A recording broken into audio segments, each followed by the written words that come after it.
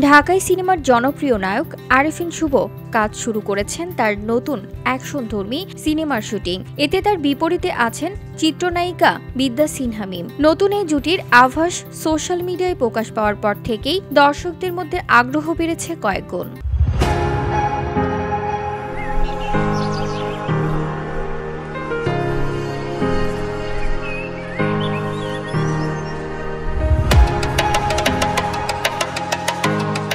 আব্বাস ও local খ্যাত নির্মাতা সাইফ চন্দনের পরিচালনায় রাজশাহী ও নাটোরে চলছে টানা শুটিং।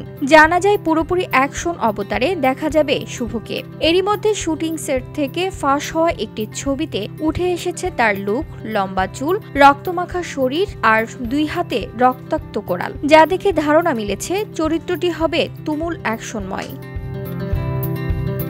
এটি শুভ মিম জুটির তৃতীয় সিনেমা। তবে গল্প ও চরিত্র নিয়ে এখনো আনুষ্ঠানিকভাবে কিছু বলছেন না সংশ্লিষ্ট কেউ। ছবির কয়েকটি নাম প্রাথমিকভাবে ঠিক করা হলেও চূড়ান্ত নাম ঘোষণা করা হয়নি। ঈদ উল ফিতরে মুক্তির লক্ষ্য নিয়ে গত এক সপ্তাহ ধরে চলছে শুটিংয়ের ব্যস্ততা।